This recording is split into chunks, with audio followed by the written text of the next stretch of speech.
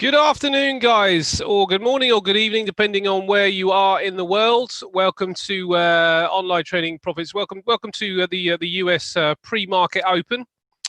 We will look around the grounds in one moment. I'll be joined by Orlando later on, and he'll be running through some ideas that he has. See how his week's been. I'm just going to get onto the site so I can see who is in the room. There we go. There we go. Right. So what we got going on with these trades, they're not really going in our favor at all, are they? And it's a difficult one, really. I see the S&P has got a little bit further to run. Looks like that the daily pivot on the S&P could be a fairly decent spot to try some downside. And I may well take that trade if this UK 100 gets stopped out. It's getting pretty close. My issue with the UK 100 is that I've moved stops down on this one, by the way, but I think there might be a shade low. Maybe I'll move them back. I mean, it's a case of I hate moving stops around, but let's move it back to there for now, and then we can make some ideas as we go. This one still looks all right. My issue is that that this is now looking like a buy zone because of where it's coming up. Now, what's happening with that Kiwi yen as well?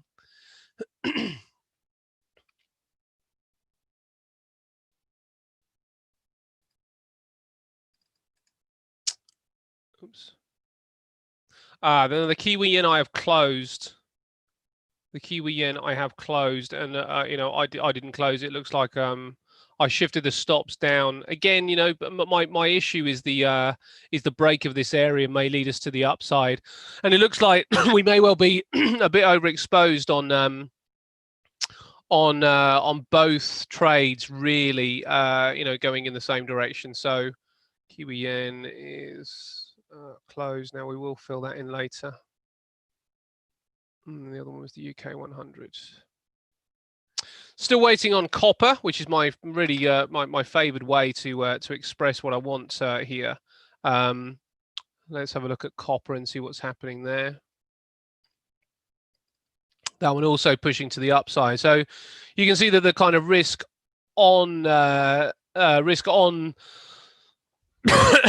products are actually doing pretty well today so far, which is not what I was really looking for, but no big deal. We will maybe live to fight another day and not be too worried about today. It might even be wise. Might consider closing this this UK 100.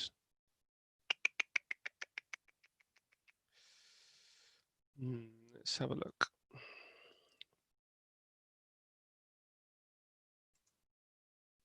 I think if this one does, I mean, the stop was just above the daily pivot, but actually, I think I'll do it manually just because I'd quite like to see whether the S&P does get to the daily pivot and fail. So I'm going to give this one just a little bit longer, but I'm going to keep an eye on it in the background just to make sure we don't actually start a trend in the opposite direction.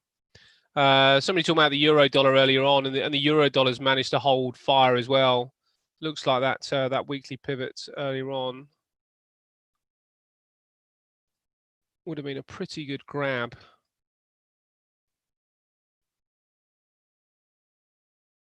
And that also does look like, depending on where that level is, it looks like it's there actually. So euro dollar showing that. I'm just going to have a quick look at the dollar index just to see what that's suggesting.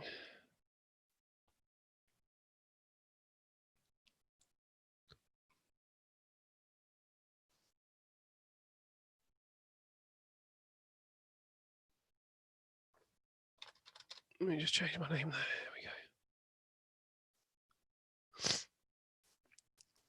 There we go. Right, let's check out the dollar index, see what that is suggesting today. Do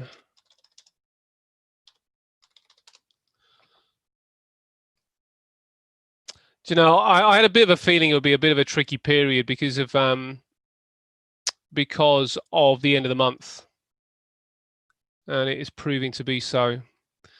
let's check out the VIX, and the VIX is just flat, but it has been, if anything, it's slightly bearish. It's not really suggesting major downside here, so that may suggest that we shouldn't be looking at anything which is looking for upside.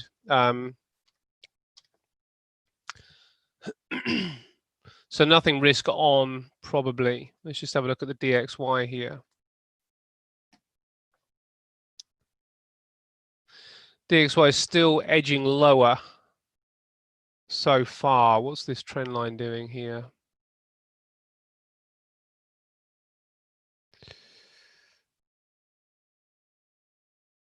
But it is through that trend line, isn't it?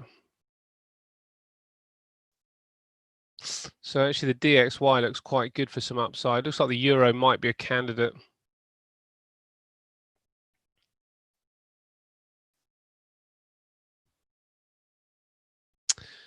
And it may well have bottomed out here. Let me just quickly check it on another chart over here.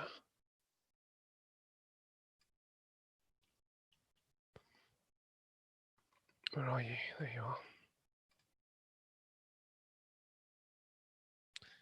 Yeah, not loving it.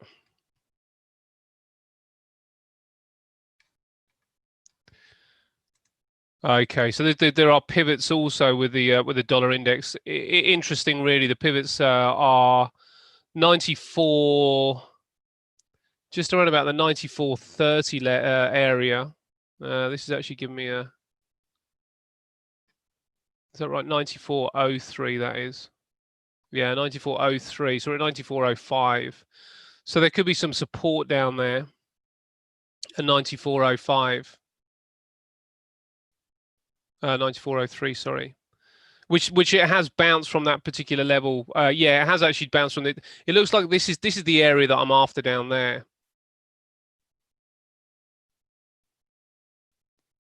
Let's have a look at the well done.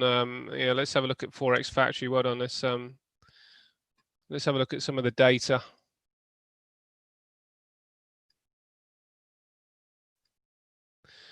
Right, I haven't looked into that yet. Canadian GDP is just been released, so let's see what that has come up with.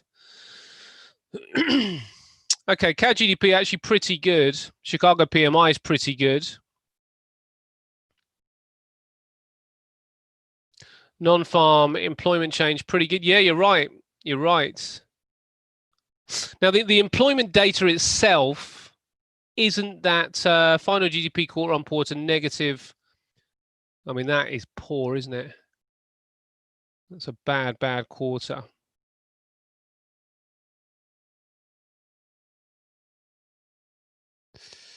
So still,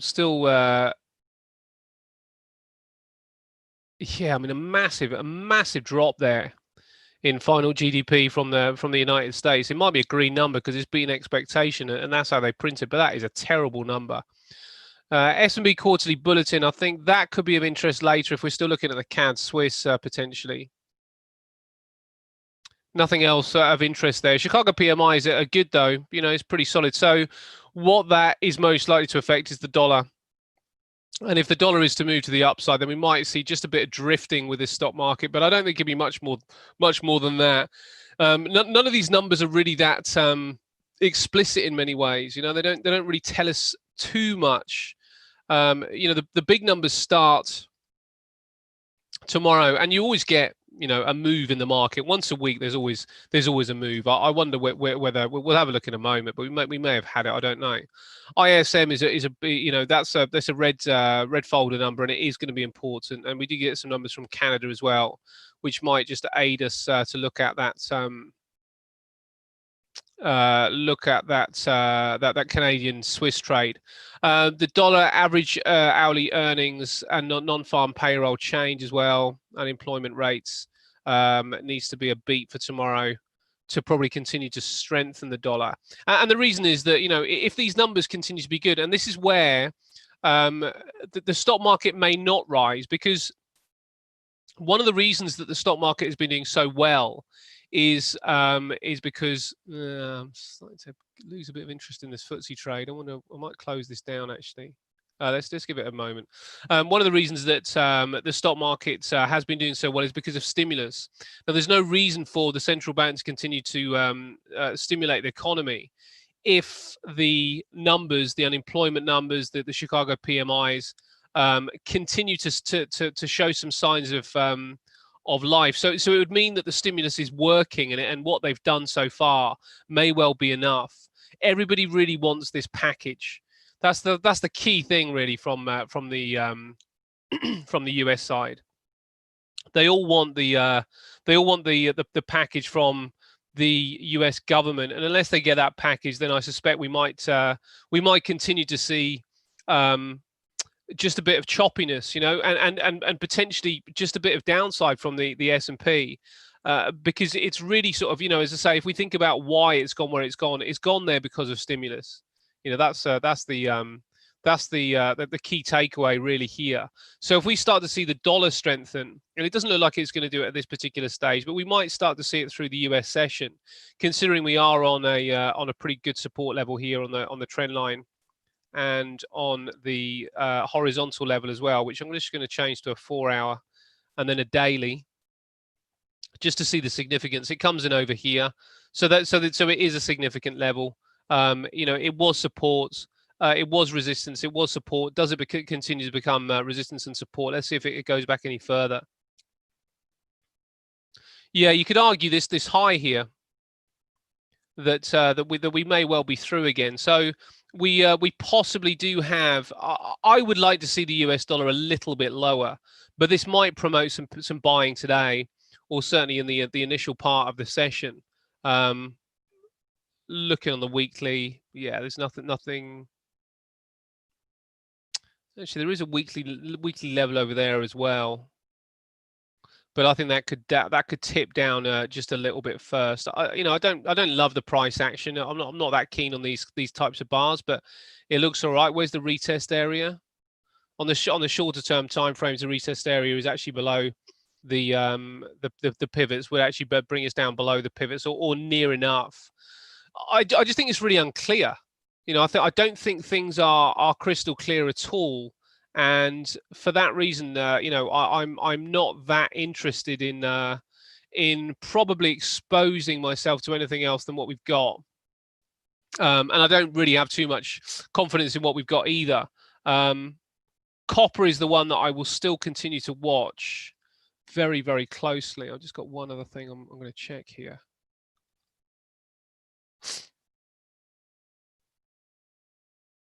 But I think we could be getting ready for tomorrow. Tomorrow is the start of the month. But look at copper. In actual fact, I'm going to close this FTSE trade down because I'm seeing copper actually doing pretty well. And look at it go. And copper is a bit of a proxy for growth. Now, I do want copper here. That would be great if that did come up to that point there. I may well take a copper trade short here, and I'll be quite happy to do that against the trend. Copper, I've got a little bit more skin in it, really. I'm much more interested in copper. I think that this area will be good enough, so it should suffice for some downside, and it's going to be somewhere in there. I can't say for sure I'm going to take it there, but look, copper likes the data point somewhere in here. I'd like to take a short in copper, and we're looking at a 4-hour bar. Let's just check the other potential moves here. Now, the ideal scenario would be to see a 5-minute chart turn around a little bit, but looks like I might well get the trade. Not what I was after. I have to say, what I was after with copper is for it to break this low and then come back and take it here. But much less likely to work out in many respects up here because it's definitely pretty strong. But I like the price. I really like the price of copper there. So I'm going to look to take that trade in copper when the show starts, no doubt.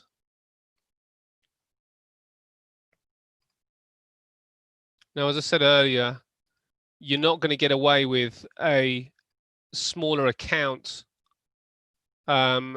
with copper because by the time you put two, well, it depends on who your broker is.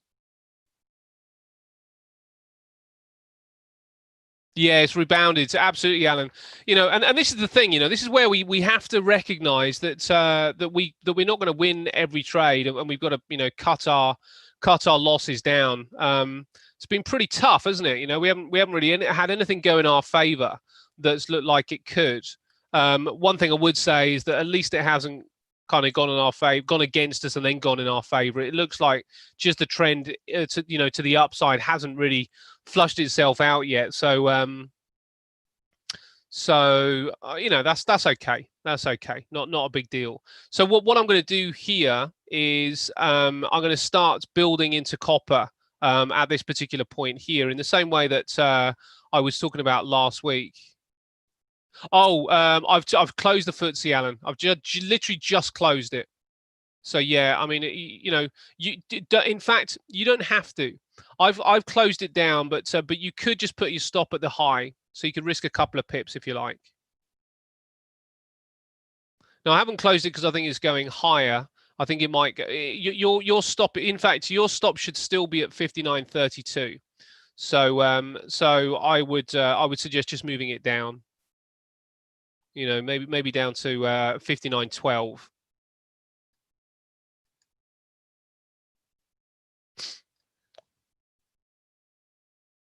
Now, that was a pretty good setup, but what I was anticipating is the Biden and Trump speech have a greater effect, which it just didn't. So yeah, let's move stops down to 59.12. And I've also closed the Kiwi yen as well.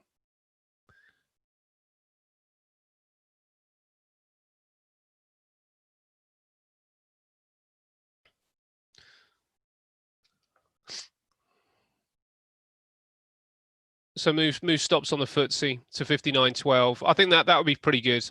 There's every chance it fails here, but my interest in the FTSE has waned, and the reason it's waned is because the setup that I employ should really react early.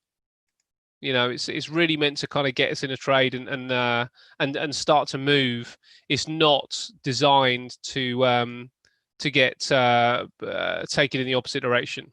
If anything, it almost shows something else. It's kind of still okay while we are under this trend line. If we close under that trend line, but the S&P, well, actually, that doesn't look too bad, does it? Doesn't look too bad.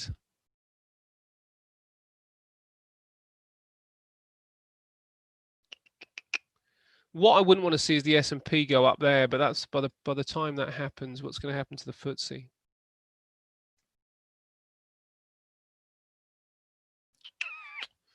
You should be protected by that trend line there. Let's just have another look before you do anything. Oh, you closed it. Okay, all right, no problem, no problem. I think this will be okay, but I think that there might be yeah, I've closed the Kiwi yen. Yeah, close the Kiwi yen. I just looking at it. And again, with a Kiwi yen, you could put your stops just above this that level here. But I started moving stops down earlier on because I was looking at the day and thinking this just isn't going our way. So I moved the stop. So it actually closed down on the stop. But you can just move the stops to the high. Now it's much better practice to do that because it could definitely still fail here, particularly with what's happening with the S&P. What we've just had is a news and data release and an emotive reaction. Now, that doesn't mean that we are going higher. It just means that we've had an emotive reaction. And I may regret actually closing the FTSE down as it stands. But the reason I close things down, as I say, is because the setup is negated. It just all of a sudden, I was trading, was it somewhere, what time was it? It's 10 o'clock this morning, wasn't it? I was trading in this area here. because I was looking at this trend line there. Now that's now been negated, so it's taken out the reason that I went short. I might have put my stops up here for protection, but it's taken out the reason I went short. Now with the Kiwi yen, the reason I went short on this one is because we looked like we'd broken through this trend line here, and price action was underneath. But then this happened, so I didn't close the trade. I just moved my stops down to these highs here. And then it's just closed out itself. But again, my reason for going short has been negated. So my stop initially is up here. Now I know, you know, we always and obviously we're going to focus on, you know, how much money we make. But let's think about how much money we save by managing the trade a certain way. This is the way I always look at it. And I suppose it depends if you're glass half full or glass half empty. Maybe, I don't know. But if I get into a trade here, where were we? We were about here, weren't we? With a stop up there. So at this particular stage, I have got a trade which is 46 pips with a 46 pip stop loss. Now I always go in light on my first trade anyway. But let's say we went in at 1%. Doesn't matter. Let's say we go in at 1% at this particular stage, and then the trade ends up closing out here instead.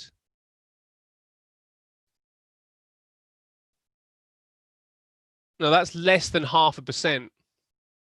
So the risk on the trade this way ends up down 0.5%.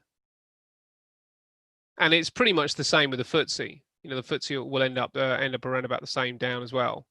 So so you can effectively, you know, have two trades on and have the 1%. And if one of them works out, then all the better. And it didn't need to go that far. If we think that we're risking effectively what would be 0.5%, then as soon as it goes into positive territory by 8%, then we should be pretty nicely in the clear.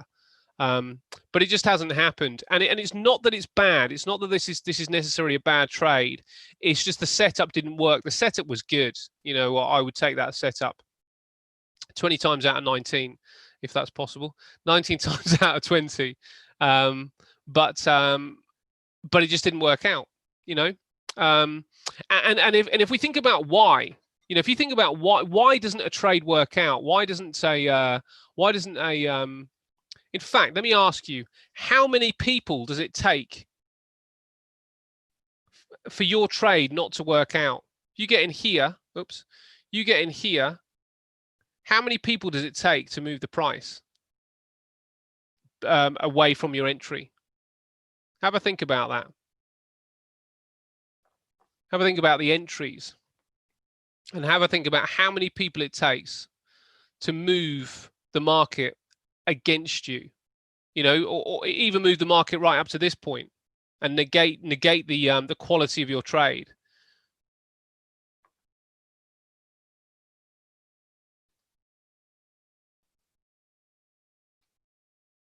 Where are we at now? I don't see.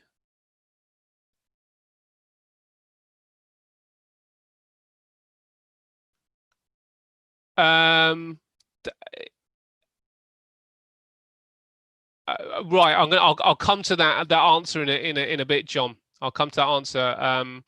I definitely hear what you're saying. I've got a feeling that we're going to be probably doing some.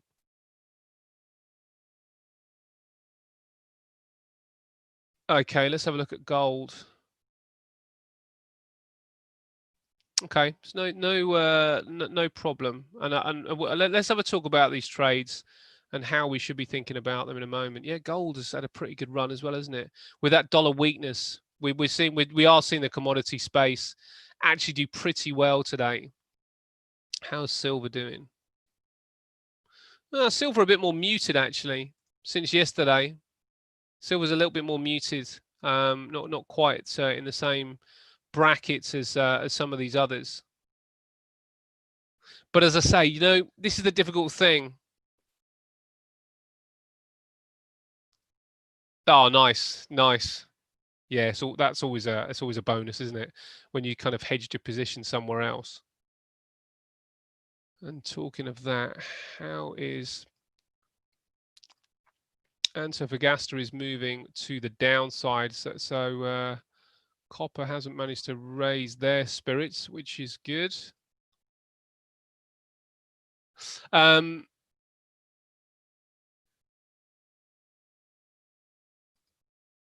I'm just seeing if Orlando's in. Orlando's not in. Okay, Orlando may not be in. So in the show, in the UK, sorry, in the US show today, what we'll do is we'll update the journal. I've got a few more columns that I want to put into the journal as well. And Geoff and I have been talking about maybe if you'd like, then we'll then what maybe once every couple of weeks or once a month, we could do a maybe a coaching session with somebody. Now it's going to be important that you keep a journal. You know, whatever journal that you have, it's going to be important. But maybe we could actually genuinely go through your trades. So we could maybe make that a bit of a feature of the US show. Now, if you're not comfortable with that, but you want it done, let me know. If you're not comfortable doing it in front of the whole room, but you still want it done, let us know, because there might be a way that we can do it privately, you know, because it's something we want to offer you guys, so we can really go through your trades, see where you're at, give you just a bit of extra coaching. So Geoff's suggestion was that we do it in front of the room, which would be good for everybody. There's no question it would be really good for everybody, but we want to make sure that everybody gets a chance to do it. So so if you're not comfortable doing it, then we could do it in a slightly different format. And we can, you know, have a look through your trades. But it's going to be important that we do journals, you know, so we've got to stay up to date with the journals. And I'll show you the new categories in a moment. So that's it's a tricky day. There's no doubt about it. It's a tricky day to be in the market, but it doesn't mean the opportunities have gone. Now I wanted to check the CAD Swiss. CAD Swiss looking a lot better. Look at that. I mean, look at this engulfing bar here. And this will brilliant. Okay, John, amazing. Yeah, look at this engulfing bar here and how price has just come under that engulfing bar. That would have taken a lot of stops out the area there. So all those people that were stopped out there have all of a sudden created liquidity. Now we're going to talk about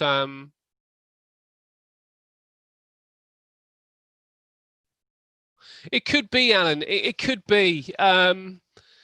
It's one of those things that there's always a knee-jerk reaction, but it doesn't mean that's going to be the reaction by the end of the day.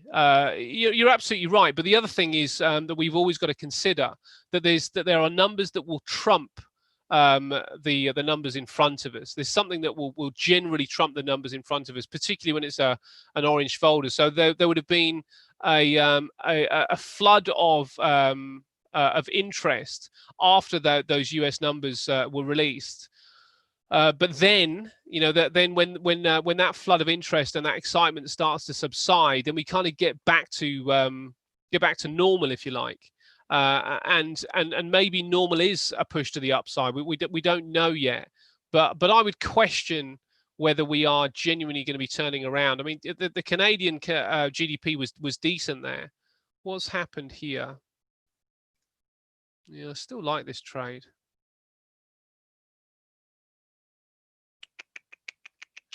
Let's just have a look at this Canadian situation here, because there might be an opportunity to take a trade above this bar here with a stop at the low. Let's aim for this. Let's aim for the weekly pivot here. I think I might take this. I mean, it's going to be a quick fire one. So I'm going to put a quick order in.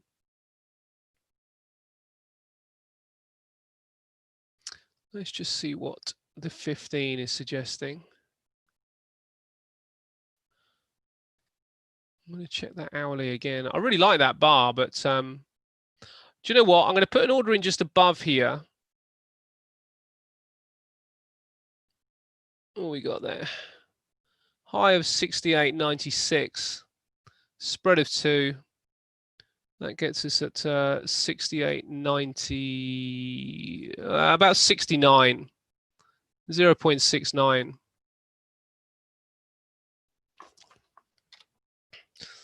I'll just put a little bit on this one. I'm going to buy stop that one.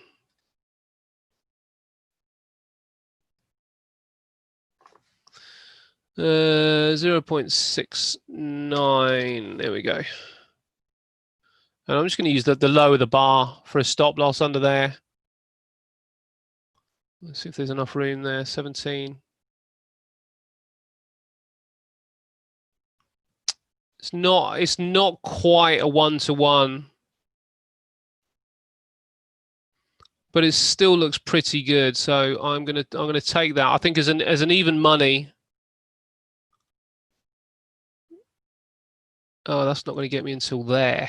That's no good. That's too tight. That's too tight an entry. Let me just check whether that is. Oh, I tell you what. Sorry, it's the end of the session. Right. Let's have a look at this in the US session, and see if there's a possible way to trade this. Maybe we can take on a 15 or something like that instead. But we need to get out of here. So I will leave it to Mai to close up. Sorry, guys, for the rush, but yeah, we're going to get to a few things in the US show. I want to update the journal. I want to talk about how many traders it takes to negate your edge, if you like, and we'll talk about this as well as a possible entry. I'm not sure whether we're going to have enough room, but we'll see. But for the rest of you, I will see you in the morning, or I will see you at 1:30. Thanks so much for joining us, and we'll catch you soon. All right, bye, guys.